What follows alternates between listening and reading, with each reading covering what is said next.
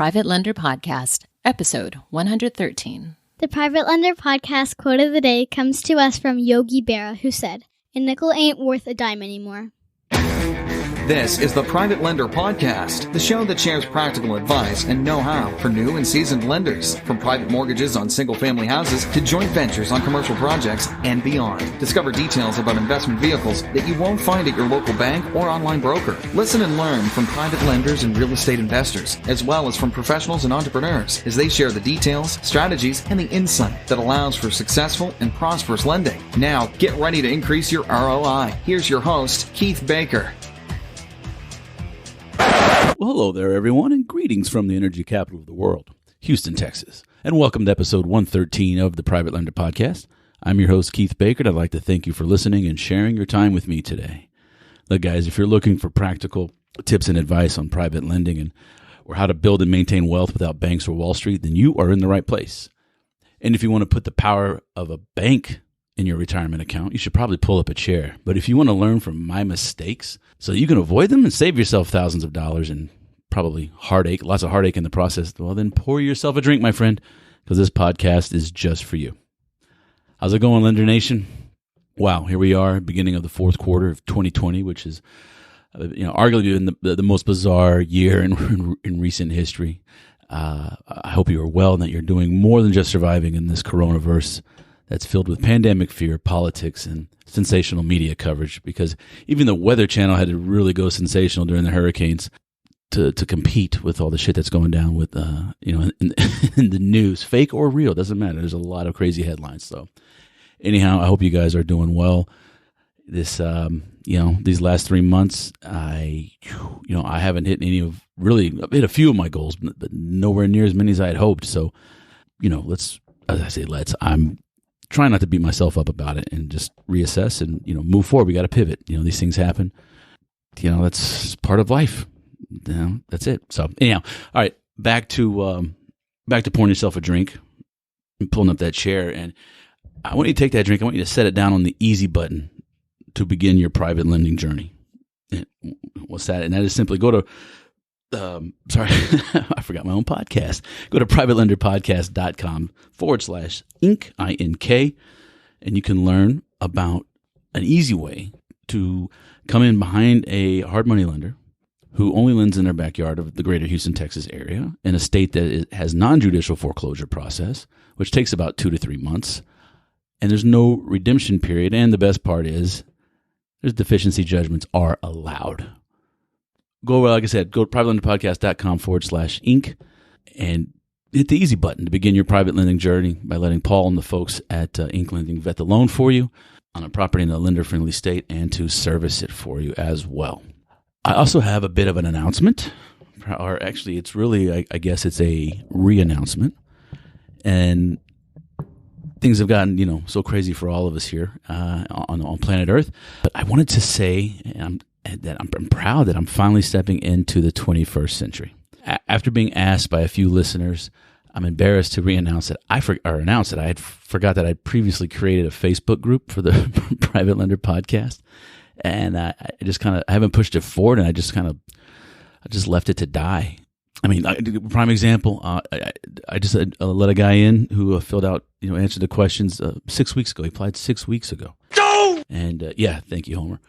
But I'm bringing it back. I'm pushing awareness for the Private Lender Podcast Facebook group, and I'm hoping that you'll join me there if you haven't already. It is a public group, but you do have to answer questions. I filter people out. If you don't answer the questions, you're not getting in. And if I don't like your answers, you're not getting in. It's simple as that. Even though it's a public group, it's my podcast. So I will wield my mighty power as much as Mr. Zuckerberg will let me. That's a joke in case the algorithm is listening. Anyhow, once you are into the group, you'll be in a community of private lenders and other like-minded people. And your popularity is guaranteed to increase immediately. I promise. Once your membership is approved, you'll be able to ask me questions or other members questions, bounce ideas off of others, ask for references for service providers or vendors or advice in certain situations. And I hope to be posting more useful things, some motivation, not too much motivational stuff. That'll probably happen mostly in the morning. But I hope to to be posting a little more often, and that's my plan. So you can go to Facebook and search for the Private Lender Podcast group, or you can go to the show notes page and click the link that I've copied, the link to the group there. And I'm not going to read that long number, but anyhow, yeah, there you have it, folks. Private Lender Podcast Facebook group, so we can all get together. Why did it take me almost 3 years? Sorry, I don't know. I blame the Rona. All right. Anyway, let's get down to the brass tacks of this episode 113 of the Private Lender Podcast. Sorry, I really do like to hear my own voice. But in episode 111, we began building your foundation for successful private lending by discussing the 7 core values that help you give you a touchstone for when you're uncertain, or to give you a quiet place to collect your thoughts when you're in doubt, when you're analyzing a deal or talking to a potential borrower. And in this episode, we're going to discuss the pillars of private lending. And what's the difference? Well, I hope that it'll be evident. The pillars are a little more dogmatic than the core values, and that is for a reason to further increase your safety, to get this rote kind of memory in your mind as you discuss potential loans and potential deals with other people. So it's these your decisions that you're going to be making are going to stand on these pillars that we're about to discuss, which in turn stand on the core values that we discussed in episode 111. So some of you will recognize these pillars as hashtags in some of my social media posts. Others are, probably going to judge me for it. And that's fine. Let me stop that. Actually, leave it in. All right. So let's get to it, right? Pillar number 1. It's very simple. It's my money and my terms. That's it. Yep. I know there's people out there who lend for better terms and do this and will do that and will accommodate their borrower. That ain't me. That's fine. If they want your money, they're going to lend on they're going to borrow on your terms. Plain and simple. Let that be known. Don't have to be a jerk about it. I mean, I get a little hard about it. I got a microphone in front of me. I got to flex because nobody can see me and act a little tougher, a little peacocking, so to speak. But nonetheless, I mean, I'm very serious. It's a joke, but I'm very serious about that. It's your money and it's your terms. So only lend in the criteria in which you're comfortable. Plain and simple. Pillar number 2, never trust, always verify. Had I followed this pillar right here, I would have saved myself probably 90% of my headaches, heartaches, 85, 90%, 95%, somewhere in there. A good chunk of my mistakes I could have avoided had I just simply followed and adhered to pillar number 2, which is never trust, always verify. Then pillar number 3 is simply ROIs, both of them. That is not negotiable. Number 1, get the money back, the return of the investment. And number 2, get the return on the investment, which fits in with the profit, right? So you got the security of getting your money back, and you've got the additional funds coming in, or the profit. Pillar number 4, only lend in win-win situations. Always demand and make sure and confirm that there's full disclosure. Let me give you a little hint about, or a little aside about that. Not a hint, sorry. So let's say you're providing a loan to an investor who is purchasing a house and wrapping your mortgage, your loan, and selling it with owner financing to a third party who they put through the RMLO process and all that fun stuff. But they properly vet an owner occupant. You lend them the underlying loan, for the underlying money for the first lien. They wrap your lien with a second lien. So as you're being paid back, the investor who borrowed your money originally, who sold it owner financing, is getting some cash flow from that. You're getting your cash flow. However, if they don't go through the RMLO process, that's the residential mortgage loan origination process, and be vetted by a third party, you could be breaking federal law.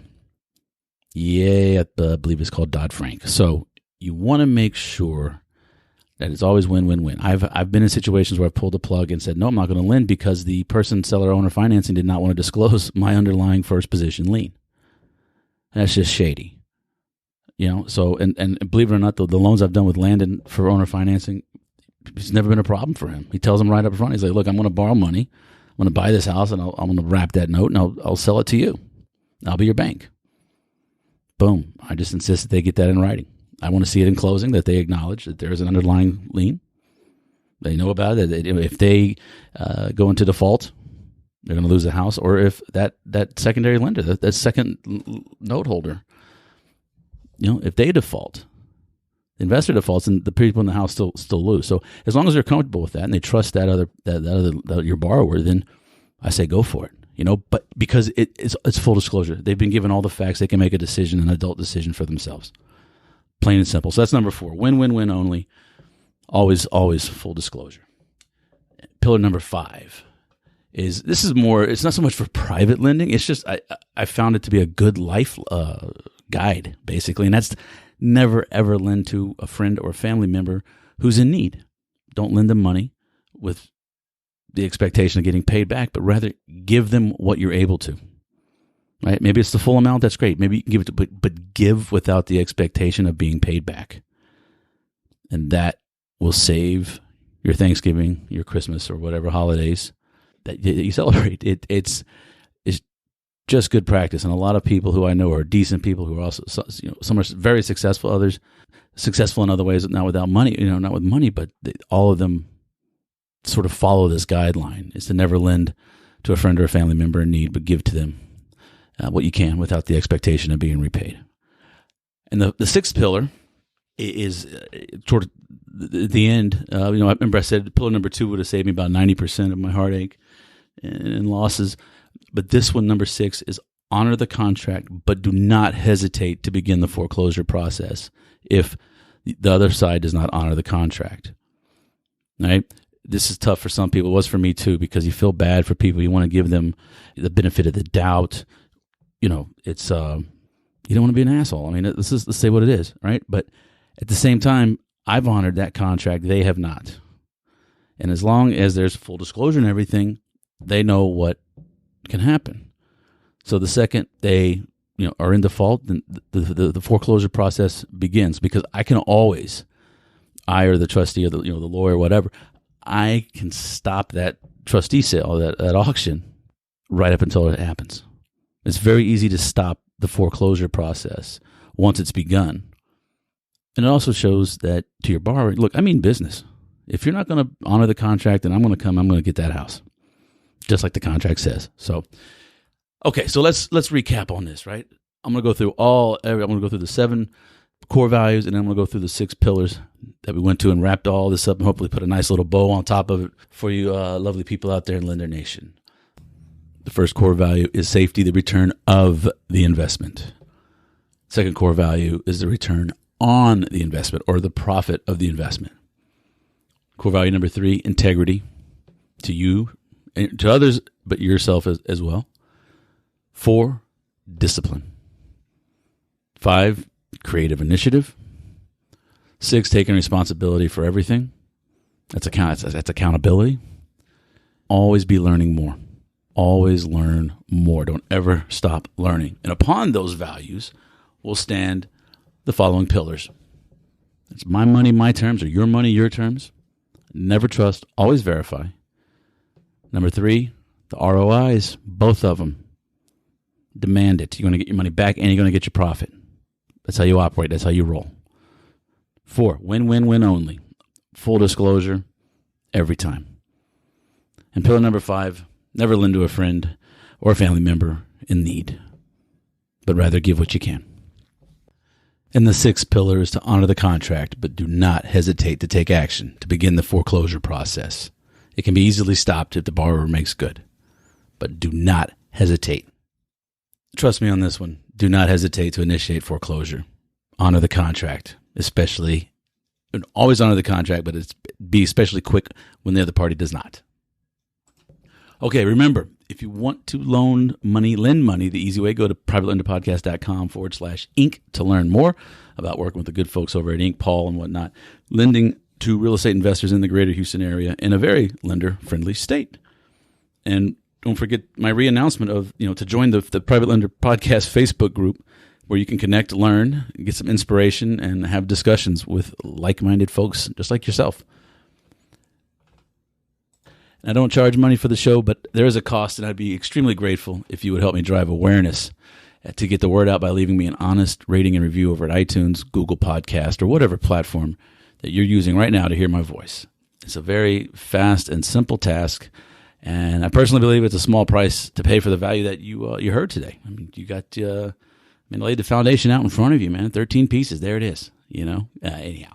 But I would appreciate it, in all seriousness. And if you're looking to create your stable of private lenders, or perhaps you might know of a few people who have money but haven't realized the power of private lending, or you might want to use their money for your deals, well, then please send them a text, an email, a DM, or just introduce them to the Private Lender Podcast. It's a free resource for them, and maybe they'll remember that you turned them on to this. So hopefully. Alrighty, guys, I'm going to get out of here. It's been great. Thank you for sharing your time with me today. Thank you for listening. And besides self-awareness, I wish you all safe and successful private lending. I'll catch you on the next episode. Thanks so much for listening to this episode of Private Lender Podcast with your host, Keith Baker. For more great content and to stay up to date, visit privatelenderpodcast.com. If you enjoyed today's episode, please rate and review, and we'll catch you next time.